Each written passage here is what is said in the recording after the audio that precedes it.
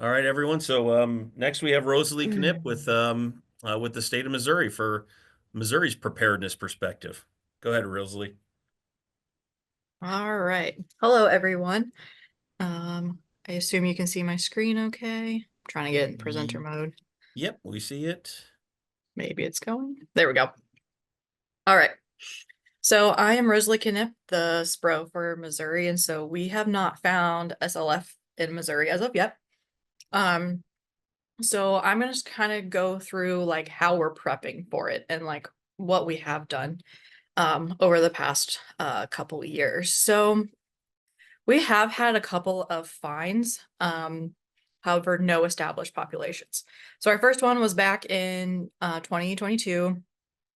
We got a call from a company in St. Joe, Missouri, saying, "Hey, we have some dead SLF nymphs and packaging of stuff that we got sent." So as we dug into it, we realized the shipment originally came from Pennsylvania.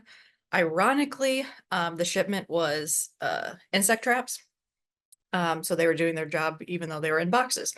So we went up there along with USDA. We found 15 dead SLF nymphs. So then after that, we surveyed the perimeter of the area. We couldn't find any tree of heaven. One of my field staff went out and kind of surveyed a little bit broader of an area in St. Joseph.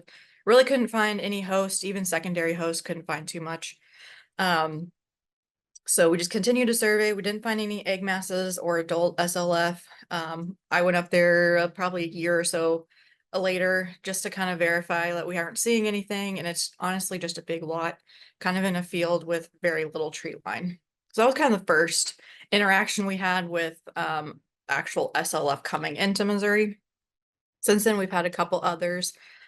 This one here is a picture that we got also a couple months later in 2022. It was found at an Academy Sports. It was reported live to us. However, I think when they went back and realized they should report the insect, it was gone, and so they didn't have it. So we did a lot of survey at the time around this area as well. So here's just kind of a map of Academy of Sports.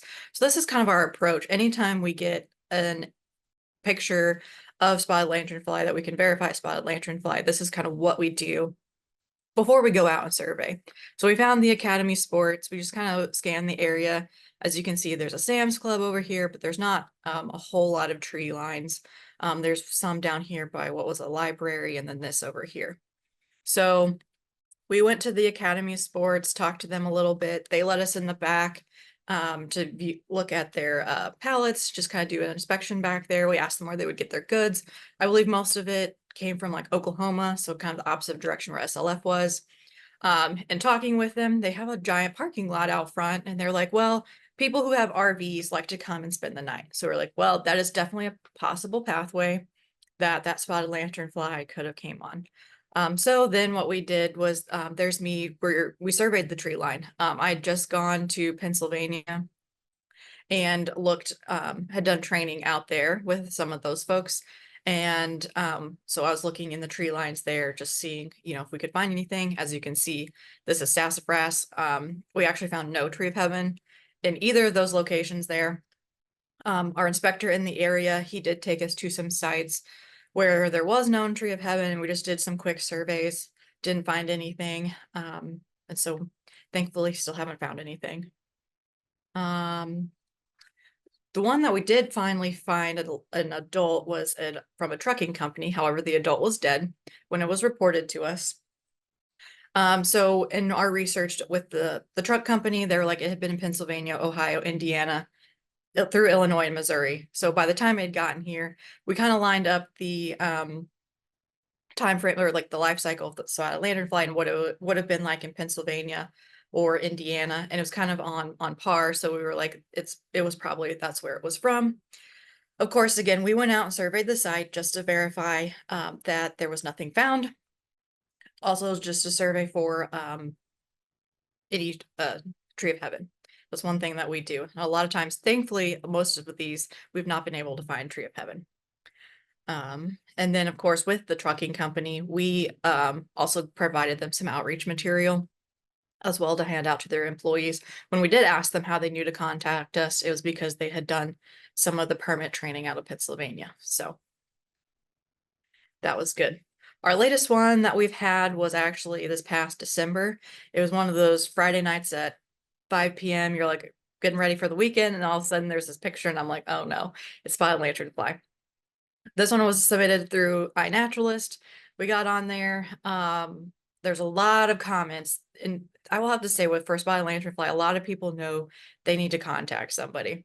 So there's a lot of comments on there like contact Department of Ag or Conservation or MU Extension, just to like let us know. So we also just kind of sent a direct message to the person, say, hey, you know, what where did you find this? Just kind of asking some questions about it.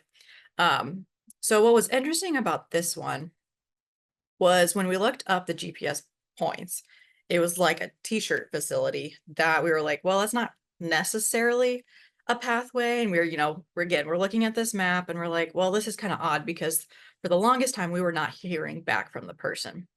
And when we were looking at this picture, we looked at the background and we're like, this really isn't matching up with this area that we have.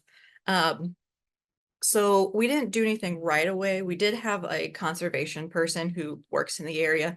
He just kind of went around again, provided some literature so people in the area just kind of knew. But we were looking for pathways, like there's no railway, no tree of heaven. So we were kind of suspicious that this was a actual spotted lanternfly in Missouri. Comes to find out, about a month later, we finally heard back from the person. The site was recorded incorrectly. I think they said it was originally from Virginia. So we've lucked out so far on all of our SLF inquiries, that they've been either, if they have been a positive hit, nothing has taken off, or they've been negative like this, where they incorrectly reported a sighting. So some of my big takeaways that I will have to say I've learned from other states, especially through this SLF summit, I think this is great. We do take any report sighting seriously. However, we don't just run out to every report sighting that we found, because we've heard stories where other states, they would go out and do a lot of surveying and only to come to find out that the picture that they submitted was from somewhere else online, or it's just something that they thought they saw. So one thing we do try to do is ground truth any picture that we get before we start running out. And then if we can't, we will go and, like I said, with the Academy Sports one, we tried to ground truth the picture, couldn't do it. And so we just went out and surveyed around the area and found nothing, which was great. One thing my inspectors do throughout the years, we survey along railways.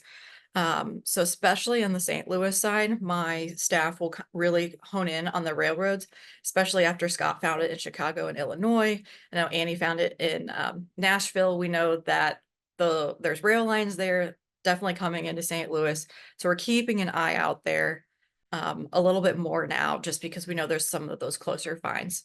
Of course, sometimes finding Tree of Heaven it's not hard for us to find near the railways, but it's sometimes hard for us to get to.